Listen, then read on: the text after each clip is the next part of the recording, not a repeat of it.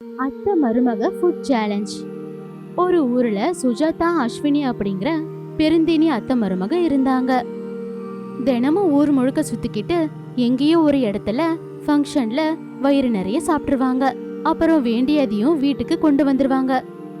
நடு ராத்திரியில எழுந்து அவங்க பேய் சாப்பிடுற மாதிரி சாப்பிடுவாங்க. நடு ராத்திரியில சாப்பிட்டு சாப்பிட்டு, அத்தை, நம்மளோட வயிற்று பசிக்காக நம்ம இப்படி தினமும் ஊர் முழுக்க தெரிஞ்சு சாப்பாடு சாப்பிடுறது கொஞ்சம் கூட நல்லா இல்ல. ஆனா வேற வழி இல்லைல்ல மருமகளே, நம்ம ஊர் முழுக்க சுத்திட்டு வந்தாதான் எங்கேயாவது ஒரு இடத்துல ஏதாவது ஒரு ஃபங்க்ஷன் நடக்கும். நம்ம அங்க போய் வயிறு நிறைய சாப்பிட்டுட்டு அப்புறம் வீட்டுக்கும் எடுத்துட்டு வரோம் இல்லையா?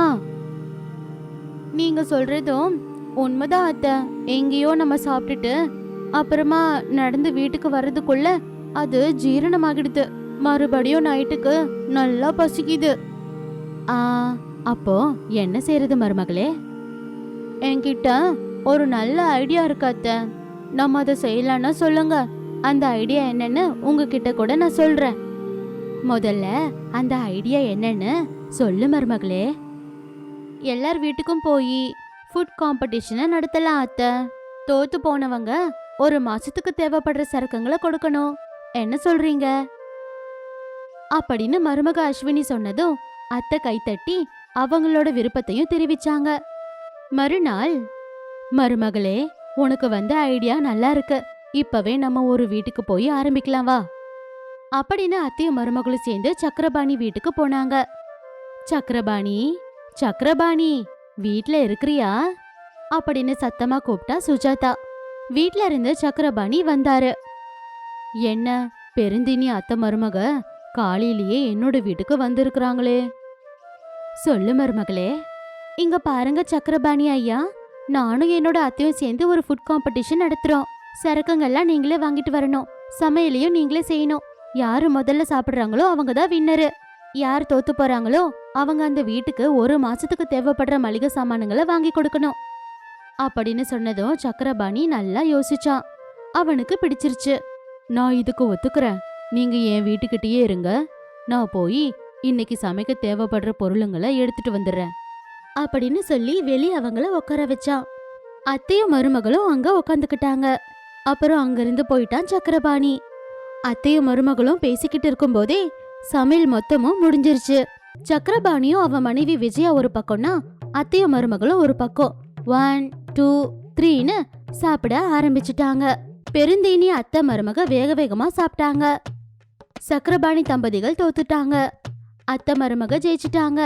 அதனால சக்கரபாணிக்கு இன்னைக்கு செஞ்ச சமையலோட சேர்த்து மொத்தமும் நஷ்டமாகிடுச்சு. இப்படி நாட்கள் போச்சு. பெருந்தீனி அத்தை மருமக ஒவ்வொரு வீட்லயும் ஃபுட் காம்படிஷனை நடத்தி ஜெயிச்சுக்கிட்டே இருந்தாங்க. இப்படி சாப்பிட்டுக்கிட்டே இருந்ததுனால மருமக அஸ்வினி குண்டாகிட்டா. அதனால அவளால எந்த வேலையும் செய்ய முடியல. அத்தை சுஜாதா மட்டும் சாதாரணமாவே இருந்தாங்க. எல்லா வேலைகளையும் செஞ்சாங்க.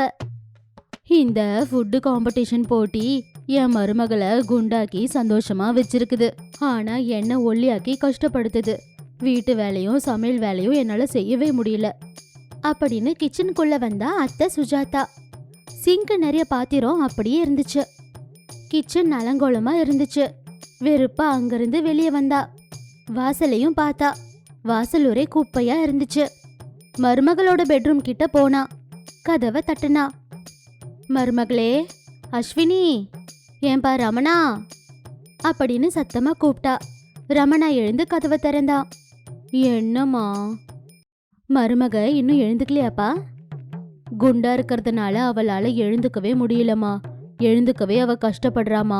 வேணும்னா நீங்களே வந்து பாருங்க அப்படின்னு பையன் சொன்னதும் சுஜாதா பெட்டு மேல படுத்துக்கிட்டு இருந்த மருமக குண்டு அஸ்வினி கிட்ட வந்தா. அவ கண்ணை திறந்து அத்தை சுஜாதாவை பார்த்தா. எழுந்துக்கவே முடியலன்னு இப்படியே படுத்துக்கிட்டு இருந்தா எப்படி மருமகளே? எப்படியாவது எழுந்துக்கணும். எழுந்து வேலைய பார்க்கணும். அப்படி செய்யணும் தான் எனக்கும் இருக்கு அத்தை. ஆனா என்னால செய்ய முடியல. குண்டா இருக்கிறதுனால ரொம்ப நேரத்துக்கு என்னால நிக்கவே முடியல. அதுக்குதான் சிங்க்ல இருக்கிற பாத்திரத்தை கழுவ முடியல. வாசல கூட பெருக்க முடியல.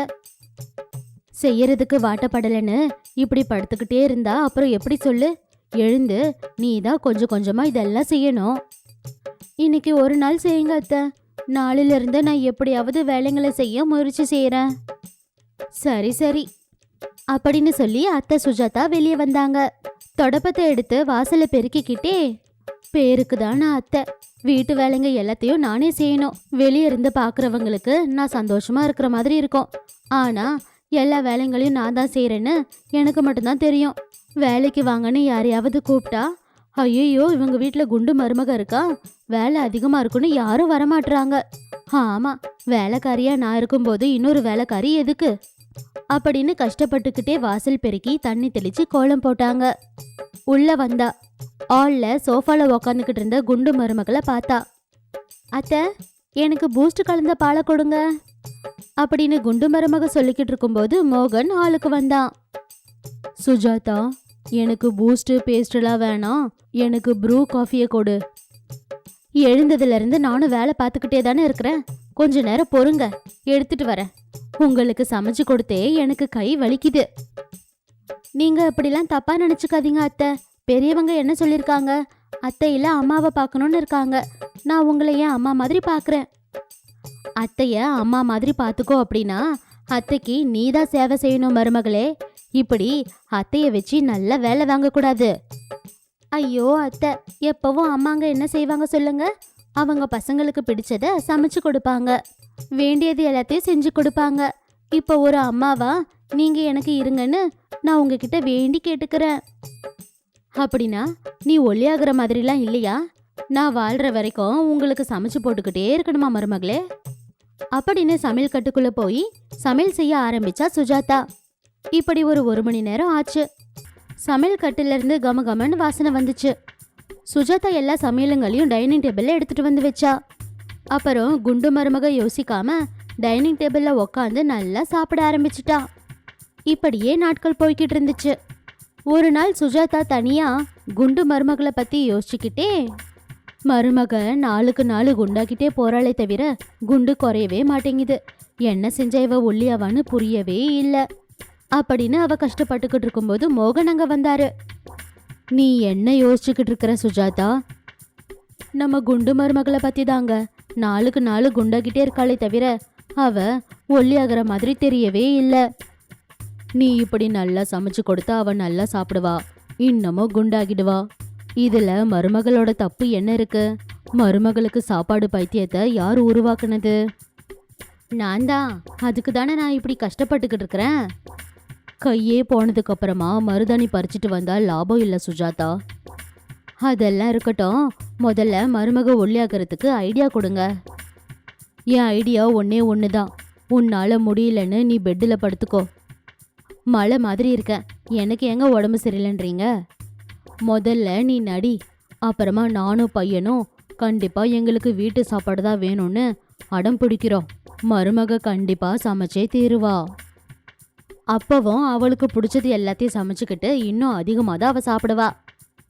அப்பதான் இருக்கு லாஜிக்கு.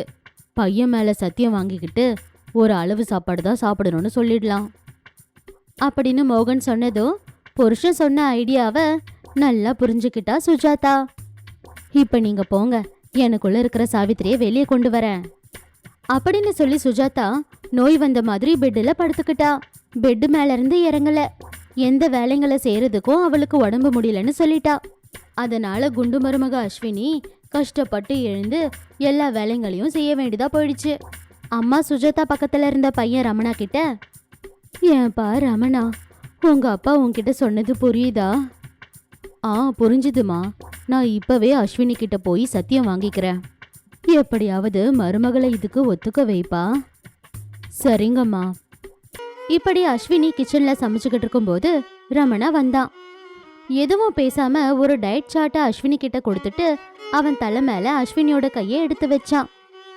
கண்டிப்பா நீ இந்த சார்ட்ல இருக்கிறத மட்டும்தான் சாப்பிடணும், இது என் மேல சத்தியம், அப்புறம் உன் இஷ்டம் அப்படின்னு சொன்னதும் அஸ்வினிக்கு என்ன சொல்றதுன்னே ஒண்ணுமே புரியல. உனக்கு சாப்பாடு முக்கியமா இல்ல மாங்கல்யம் முக்கியமான்றது உன்னோட இஷ்டம். என்னோட அறிவுரை ஒன்னே ஒண்ணுதான், வீட்டை நீ நல்லா பாத்துக்கோ. அம்மாவுக்கு சுத்தமா உடம்பு முடியல. கண்டிப்பா நான் இந்த டயட் சார்ட்டை ஃபாலோ பண்றேங்க, நம்புங்க. அத்தையையும் நான் நல்லா பாத்துக்கிறேன் அப்படின்னு சொல்லி அன்னில இருந்து குண்டு மருமக டயட் சார்ட்டை ஃபாலோ பண்ணி வீட்டு வேலை சமையல் வேலைலாம் செஞ்சு அவ அத்தைய நல்லா பாத்துக்கிட்டா. நாட்களும் கடந்துகிட்டே இருந்துச்சு. அஸ்வினி கிட்ட நிறைய மாற்றங்களும் வந்துருச்சு. எல்லாருமே சந்தோஷப்பட்டாங்க. ஒரு சின்ன கிராமத்துக்கு கல்யாணம் பண்ணிக்கிட்டு வாழ்றதுக்காக போன மீனான்ற பொண்ணு. மீனா ரொம்ப அழகான ஒரு பொண்ணு. அவருடைய மாமியாரான தனம் மீனா தான் தன் மருமகளா வரணும்னு புள்ள ராகவனுக்கு கட்டி வச்சாங்க. மீனா ராகவா 2 பேருமே ரொம்ப அந்யோன்யமா இருந்தாங்க. மீனா கல்யாணமாகி சில நாட்களுக்கு அப்புறமா அந்த வீட்ல இருக்கிற ஸ்டோர் ரூம்குள்ள போனா. அப்போ ஸ்டோர் ரூம்குள்ள இருக்கிற ஒரு பெரிய கண்ணாடிய பார்த்தா. அடடா, இந்த கண்ணாடி பார்க்க எவ்வளவு அழகா இருக்கு. இதையே இங்க போட்டு வச்சிருக்காங்க.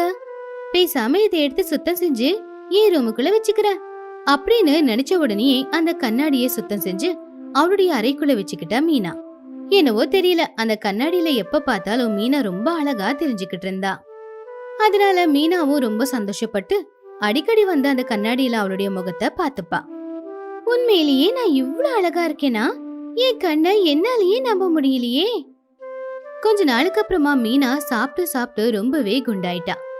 ஆனா அந்த கண்ணாடி எப்பவுமே அவளை ஒல்லியாதான் காட்டிக்கிட்டு இருந்துச்சு. அதனால மீனாவுக்கு அவ குண்டானது சுத்தமா தெரியவே இல்ல. மீனா, நாளுக்கு நாள் நீ ரொம்ப குண்டாயிக்கிட்டே போய்கிட்டு இருக்க. இப்படி கண்டதையே சாப்பிட்டுக்கிட்டு இருக்கிறியே, ஏன் இப்படி எல்லாம் பண்ற?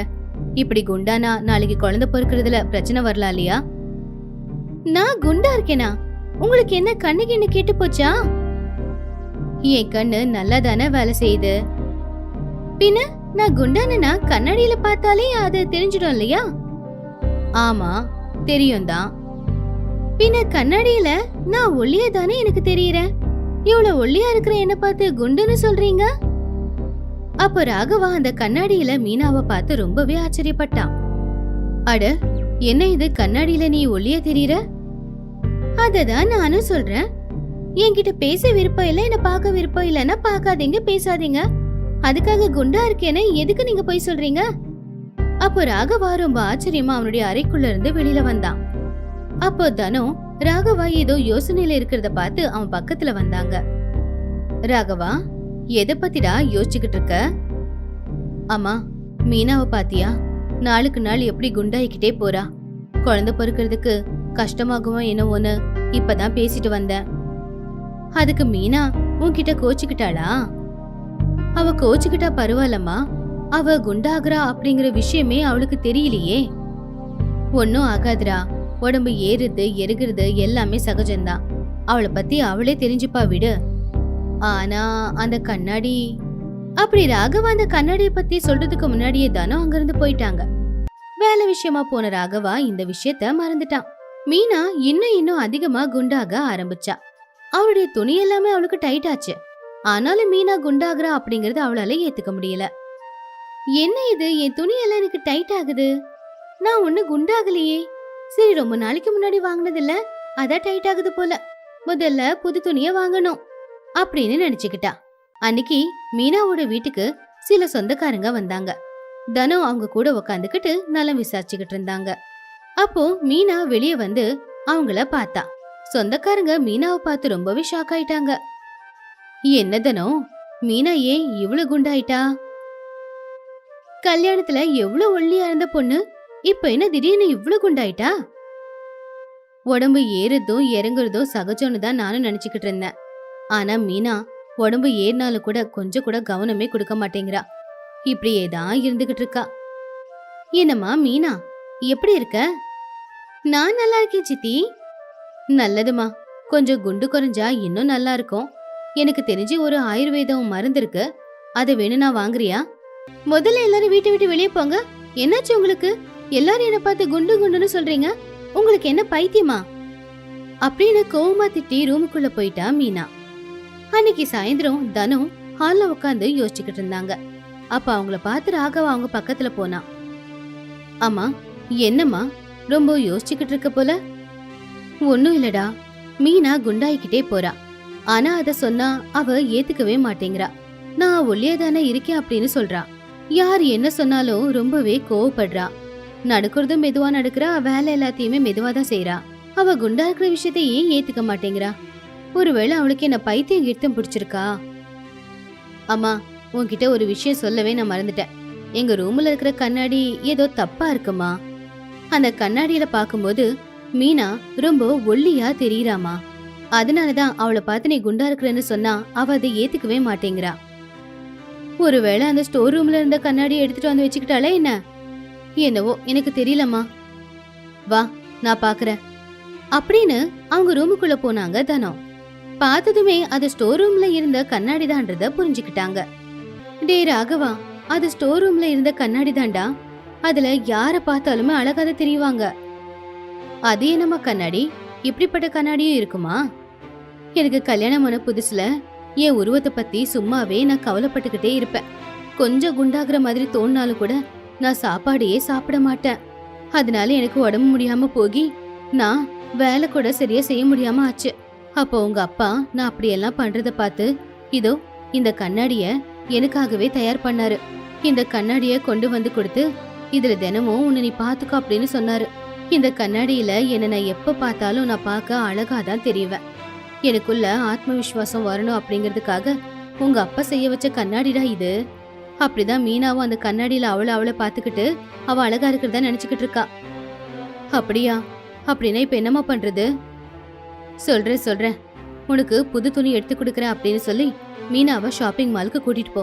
அங்க பெரிய பெரிய கண்ணாடி இருக்குல்ல, அந்த கண்ணாடியில பார்த்தா அவ எப்படி இருக்கான்னு அவளுக்கே தெரிஞ்சிடும். சரிம்மா. ராகவா உடனே மீனாவை பார்க்க போய் பேசினா. மீனா, உன் ட்ரெஸ் எல்லாம் உனக்கு டைட் ஆயிடுச்சு அப்படின்னு சொன்னல, வா நாம ஷாப்பிங் போலாம். உனக்கு என்ன துணி வேணுமோ அத வாங்கலாம். உண்மையாவா? ரொம்ப தேங்க்ஸுங்க. இதோ இப்பவே ரெடி ஆயிட்டு வந்துடுறேன் அப்படின்னு மீனா சந்தோஷமா ரெடியானா. தனு சொன்ன மாதிரியே ராகவா அவளை ஷாப்பிங்க்கு கூட்டிட்டு போனா. சாயந்தரம் 2 பேரும் திரும்ப வீட்டுக்கு வந்தாங்க. தனம்மா 2 பேரையும் பார்த்து முன்னாடி போனாங்க. மீனா, துணி எல்லாம் வாங்கினியாமா? ஆனா மீனா அதை கேட்டு அழ ஆரம்பிச்சா. தனமும் ராகவனும் மீனாவை பார்த்து ரொம்ப வருத்தப்பட்டாங்க. அத்தை, நான் என்னத்தை இவ்வளவு குண்டாயிட்டேன்? இத்தனை நாளா நான் குண்டானது கூட என்னால தெரிஞ்சுக்க முடியலையே. யாரும் சொன்னப்போ நான் கேட்கலையே. இன்னைக்கு எல்லாரும் நடுவுலயும் எனக்கு ரொம்ப அவமானம் ஆயிடுச்சு. நான் எவ்வளவு குண்டா இருக்கேன் தெரியுமா? அங்க இருக்கிற கண்ணாடியில பாக்கும்போது தான் எனக்கே தெரியுது. அங்க எல்லாரும் என்ன பாக்கும்போது நான் அழகா இருக்கேன்னு தான் என்ன பாக்குறாங்க அப்படின்னு நினைச்சேன். ஆனா நான் பார்க்க குண்டா கேவலமா இருக்கிறதுனால எல்லாரும் பாத்துருக்காங்கன்னு எனக்கு தெரியாதத்த. மீனா, இதுல நீ செஞ்ச தப்பு எதுவுமே இல்லம்மா. உன் ரூம்ல இருக்கே கண்ணாடி, அது செஞ்ச தப்பு தான் இது. அந்த கண்ணாடியில யார் பார்த்தாலும் சரி அவங்க அழகாதான் தெரியுவாங்க. அதனாலதான் அதை உடைச்சி தூக்கி தூரமா போட்டுட்டேன். நீ அந்த அளவுக்கு ஒண்ணு குண்டாயிடல. நான் உனக்கு சொல்லி கொடுக்கறேன், சீக்கிரமாவே உடம்பு எல்லாத்தையும் குறைச்சிடலாம். ஆமா மீனா, நீ எப்படி இருந்தாலும் எங்களுக்கு எந்த பிரச்சனையும் இல்ல. ஆனா உன்னுடைய ஆரோக்கியத்தையும் கவனிக்கணும் இல்லையா? நீ நல்லா இருந்தா தானே நம்ம குடும்பமும் நல்லா இருக்கும். நம்மளுடைய எதிர்காலத்துக்கும் எந்த ஒரு பிரச்சனையும் வராம இருக்கும். நீங்க எல்லாரும் என்ன வெறுக்காம என்ன புரிஞ்சுக்கிறீங்களே, அதுக்கு நான் கொடுத்து வச்சிருக்கணும். இனிமே உங்க பேச்சு கேட்டு நான் எப்படி உடம்பு குறைக்கிறேன்னு பாருங்க. தனோ ராகவா மீனா சொன்னது கேட்டு சந்தோஷப்பட்டாங்க. மீனாவும் அவளுடைய கண்ணீரை தொடச்சுக்கிட்டா. அன்னையில இருந்து மீனா காலையிலேயே எழுந்திருச்சு எக்ஸசைஸ் பண்ண ஆரம்பிச்சிட்டா. உடம்ப குண்டாக்குற மாதிரியான சாப்பாடு ஐட்டம் எதுவுமே சாப்பிடாம உடம்ப ஆரோக்கியமா வச்சுக்கிறதுக்கான காய்கறி பழங்களை சாப்பிட ஆரம்பிச்சா. தனமும் ராகவனும் மீனாவுக்கு ரொம்ப சப்போர்ட்டிவா இருந்தாங்க. அப்படியே ஒரு வருஷத்துக்குள்ள மீனா இருந்த மாதிரி ஒல்லியா அழகா ஆயிட்டா. வீட்டுல சாப்பாடு பழக்கம் எல்லாத்தையுமே மாத்தி தனம்மா ராகவாவோட ஆரோக்கியமும் நல்லா இருக்கிற மாதிரி மீனா சமையல் செஞ்சா. அவளை பார்த்தவங்க எல்லாமே அவகிட்ட வந்த மாற்றத்தை பார்த்து ரொம்பவே ஷாக் ஆனாங்க. அதுக்கப்புறமா மீனா ராகவா கூட சேர்ந்து அதே ஷாப்பிங் மாலுக்கு போய் சந்தோஷமா ஷாப்பிங் பண்ணா. அப்படி மீனா இருந்ததை விட ரொம்ப சந்தோஷமாவும் ரொம்ப ஆரோக்கியமாவும் மாறிட்டா.